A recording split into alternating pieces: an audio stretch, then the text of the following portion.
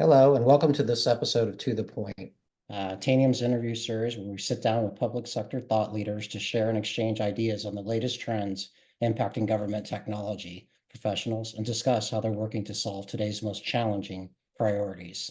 I'm Chris Cruz, Public Sector Chief Information Officer at Tanium. And I'm Claire Bailey, Public Sector Chief Security Advisor at Tanium. In this episode, we're sitting down with Teri Takai.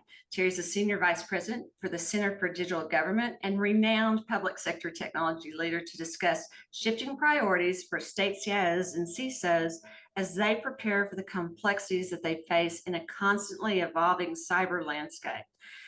Thank you so much for joining us for this episode, Teri.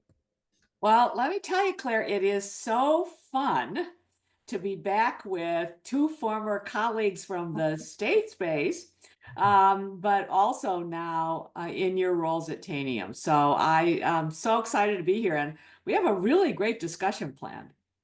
Well, we are glad you're here today too. Well, let's get into the questions, Sharon. Again, thanks for being here. And obviously, we're looking forward to a very insightful discussion. So, Teri, in your previous roles as a state, city, and county CIOs and CISOs look toward the future, what do you see as their top cybersecurity and modernization priorities? Well, Chris, I think there's several different interesting perspectives on that. And I'm going to sort of cite some information. But one of the things that really strikes me as I talk to state CIOs now is that even though cybersecurity is at the top of their list, when we talk about their priorities, at the same token, many of the CIOs are saying, it's almost like saying, is my data center a priority or is my network a priority? Cybersecurity is embedded in anything and everything that they're doing. And I think that that's an important distinction, to think about as we move forward. So for instance, this year, for the very first time on the NASCIO survey, it's now morphed from being cybersecurity to being cybersecurity and risk management, which I think is a very positive move because it gets away from this, how do we make sure we're 100% protected? And it really talks about that risk mitigation factor. But the second piece of that, which is interesting, is it's tied with digital government and digital services. And that really goes, Chris, with your point about modernization, which is really a part of that whole citizen experience. So I think that that is a very interesting perspective. I think the second area to think about is that if you look at the NASCIO technology priorities, it doesn't actually have a cybersecurity per se. Number one is identity and access management, which is a really big part of cybersecurity. But number six is security enhancement tools.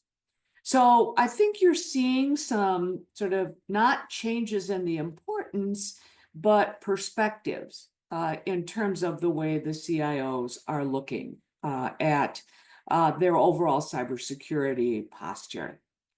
The last point that I think I would make is that it's not actually manifesting itself in helping with the funding issues.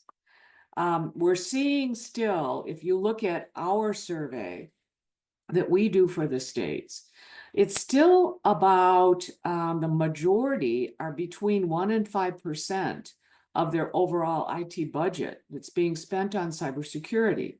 It's a little better at the state and city county level because I think that's maybe a proportion issue. But one of the things that the Deloitte study mentioned is that budgets are still an issue. The CIOs and CISOs are still saying that their budgets are falling short. So just some observations, Chris, in terms of what I'm seeing.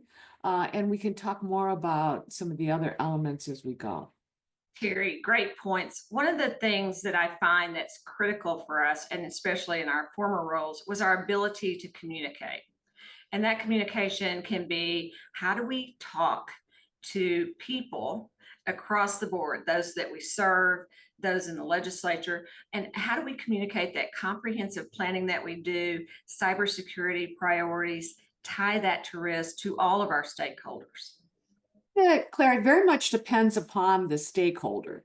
I think that's one of the challenges that CIOs and CISOs have, is that in the past, they've sort of looked at one message. And also sometimes it's been kind of a scary message as opposed to really talking about the business issues. And so the kind of approach, back to your point, is that it's really important, from what I've heard CIOs say, that when they're talking to the legislature, when they're talking to the executive branch, when they're talking to the budget office, the point you made about comprehensive planning is really important. It's being able to lay out a multi-time period plan and be able to show progress against that plan, and then be able to show several different metrics.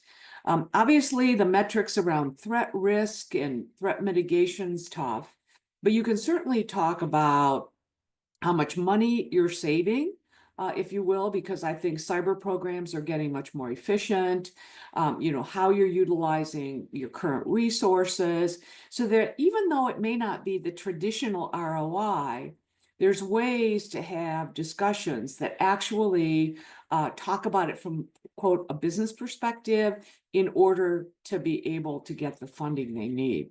Now, the challenge is that then that conversation changes a bit when you're talking to your employees, the state employees, who of course we all know is our weak link, or our agency partners, where in fact the CIOs are talking to them about protection of data. And again, that's why I love the risk mitigation conversation.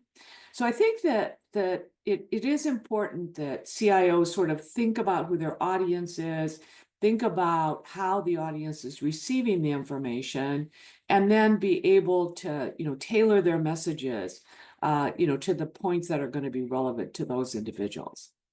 So Teri, reflecting on your past roles as a CIO, how do you think priorities have changed through the years or over the past year, particularly with the advent of AI, machine learning, and the rise of automation within those components? I think there's several factors, Chris, that have changed. I think that we certainly have gone from the concept of we're going to protect the perimeter. That's gone away. Now, while in fact we know the perimeter is our first line of defense, we also know that given the complexity of our infrastructures, you're never going to be able to say, I don't have a hole somewhere.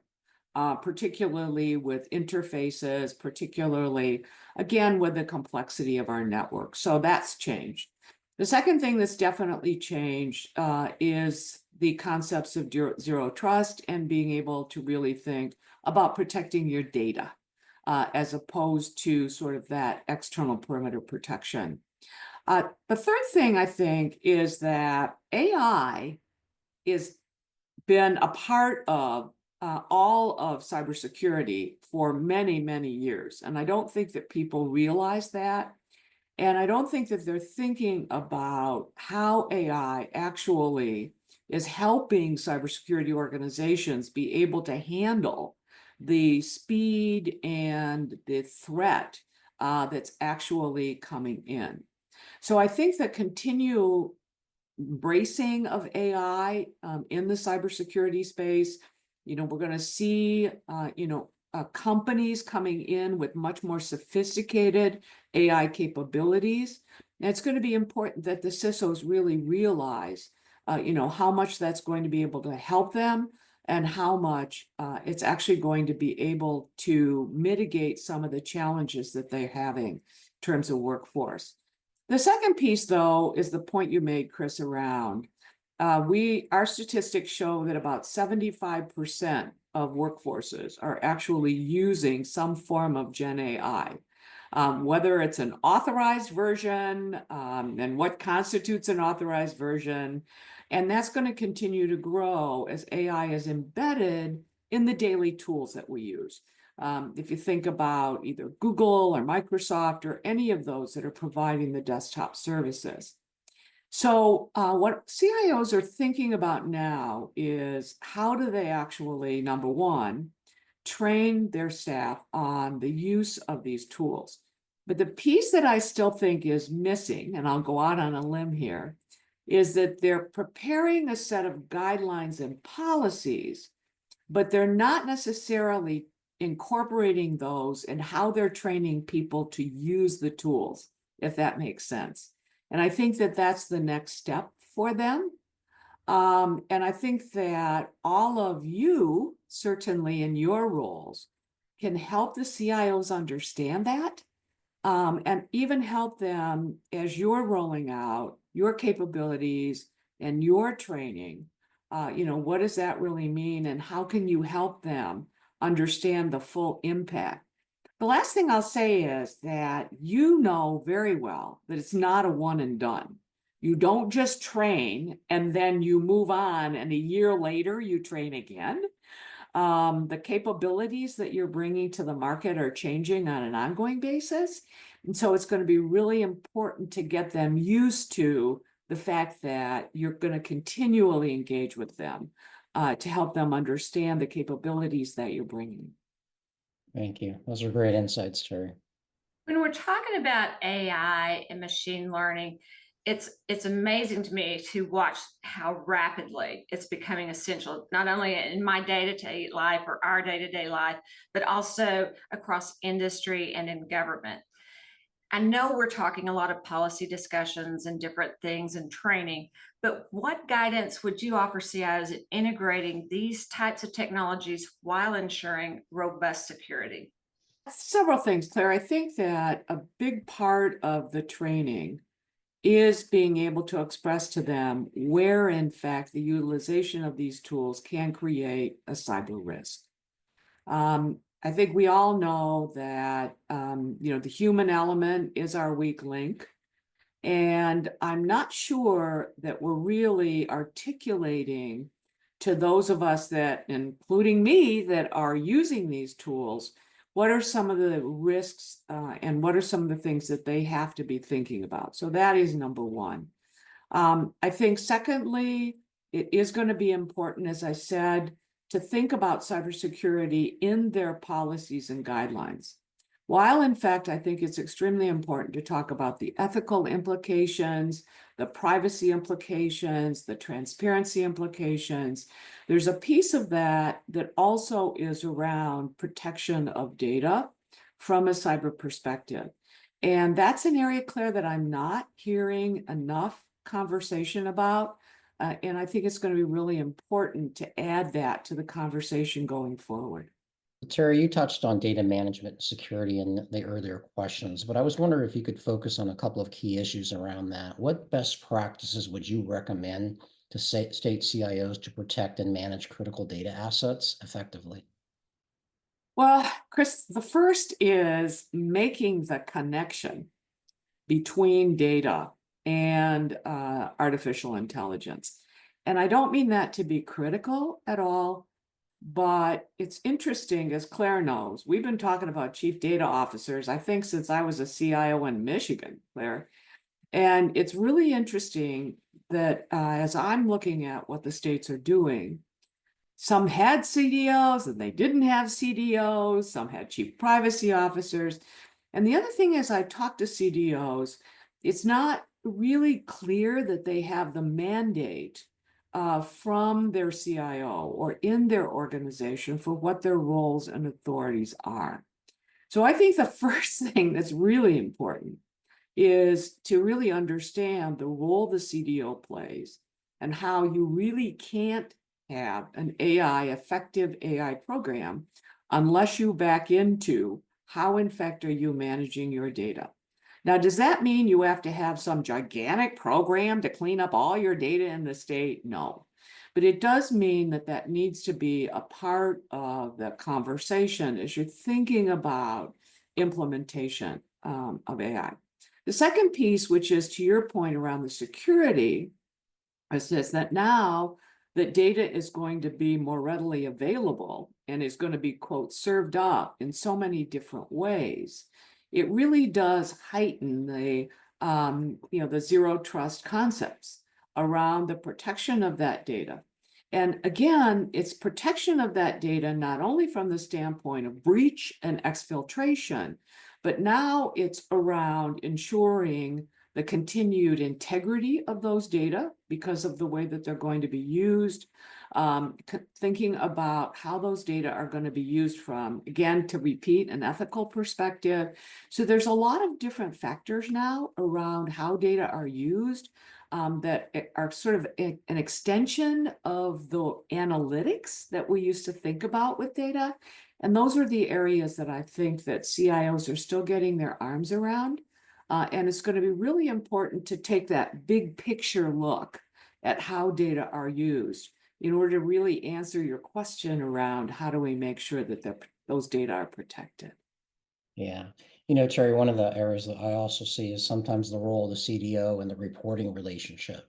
Does it report to the CIO or does it report to another executive in government? And oftentimes that creates disharmony or an imbalance on how to move forward. So I see that quite a bit. I totally agree, Chris. I think you remember, and Claire, you'll remember, there was like this uprising at one point where CDOs didn't want to report into the CIO. But in fairness, Chris, I do think some of that is evening out. And I think that as we're seeing that sort of the juxtaposition of AI and data, some of that I'm feeling like is at least dying down a little bit because it's moving away from what I would call pure analytics.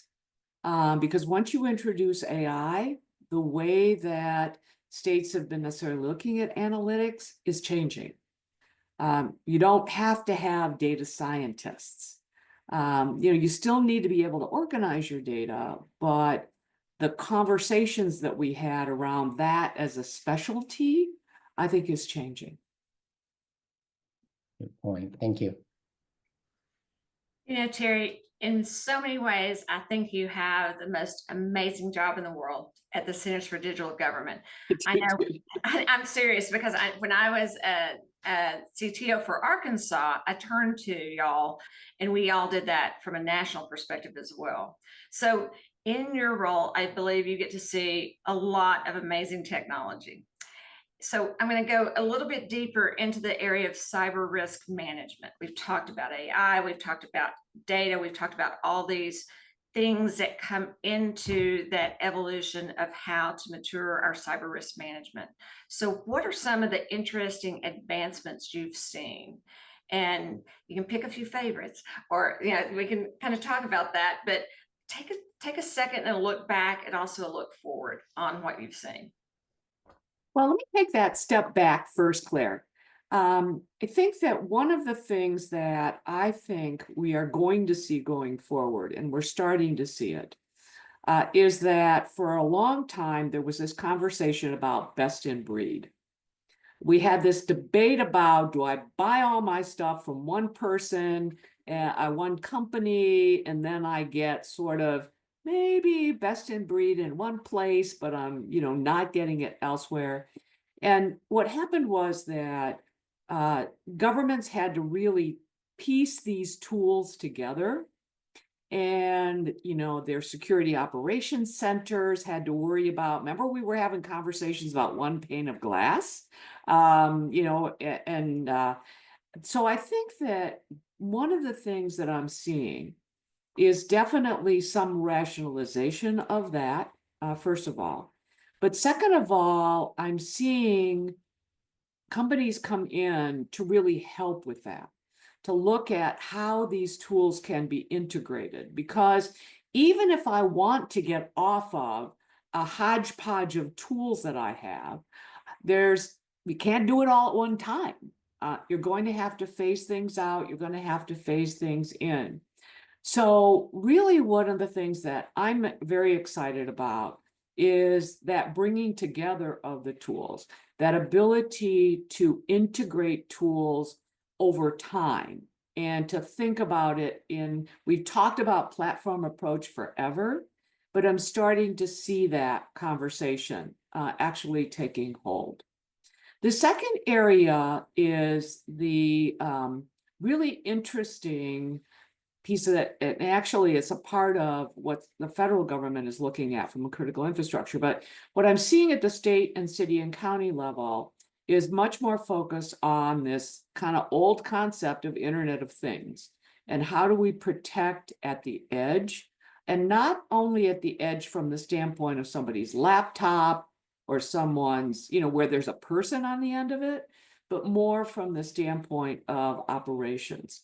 If you talk to transportation organizations, they're now talking about operations management as being a part of what they think about, right? Which is the technology at the edge. So what I'm really seeing is the real-time data being available to align both at the endpoint, but also within, what the SOC is looking at, and being able to actually look at a single pane of glass and be able to see what's happening, not only from the standpoint of your networks, but also what's happening at the edge. The second area is that AI is really coming in and continuing to replace the repetitive tasks that we've had people doing. The role of that network monitor is changing dramatically. And now what we're focused on is not only being able to see alerts, but your technologies and others have the capability to actually patch and actually make the changes. So it's no longer necessary to have, a human in the middle. Those are two, I think, of the really big areas that we're seeing. But some of the future things that I think are going to be coming is, again, that evolution of how we're looking at real-time data. We're going to be getting more data than we know what to do with. AI is going to continually, kind of be the good guy and bad guy in that. And I think, Claire, we're going to need to see much more of focus on that. The second thing, and I know you guys are focused on this as well, is integration with other existing platforms. So looking at your platform, and others are looking at their platforms and saying, what other enterprise platforms are state and local government using, and where does there need to be an integration with that? And then lastly, I think the concept of whole of government. And that is not only from the standpoint of cybersecurity, where I know you've all been very much involved, it's been a focus of the federal funding, but really whole of government as it relates to certain operational aspects as well. And how do you actually protect for that? Terry, you spoke on the fundamentals of cyber hygiene. I was wondering, Terry, if you could share some insights on what good looks like in cybersecurity, considering your unique perspective and touching upon your experience. Well, I'm not sure, Chris, that I can sort of recite chapter and verse of technologies, but I'll give you some of the structural pieces of what good looks like in cybersecurity. I think that number one, it really is getting the CISO and the CIO out of the back room and being able for those individuals to be able to have conversations and dialogue at the executive office level. I think that that's essential. And I think, Claire, you'll remember, as we've talked to states for many, many years, we've talked about the need to not be that backroom person and to be able to have a business conversation. The second is to have that comprehensive plan, because I think that even though we've talked about that for years, some states, and depending on the CIO and CISO, kind of struggle a little bit to understand what that plan should be. And now, of course, to the points we talked about already, how do you talk about that from the standpoint of the overall impact and not just what's happening within, quote, the CIO's networks, and think about it holistically across all of the agencies and what the agencies face. And then thirdly, I think it's really around being able to articulate that into a budgeting and planning aspect. And then finally, it's really around being able to address many of the new technologies and to not be stuck thinking that if you're protecting your infrastructure the way it is, that's going to be what's adequate for the future, And/or the thing that that I absolutely hate is when the CISO ends up being the no guy or gal that says you can't do something because it's a cyber risk. That isn't where the CISOs need to be. It may be a yes, but it's around, how do the CIOs and CISOs really promote and support innovation while ensuring that they're keeping up from a cybersecurity and risk mitigation perspective. Those are great perspectives, Teri. Thank you. I agree with Chris. What wonderful insights. And we're so happy that you joined us today, Teri. Well, thanks. And thank you for having me. I really appreciate it. Likewise, thank you for your insights, Teri. And thank you all for watching. I'm Chris Cruz. And I'm Claire Bailey, and this is To the Point.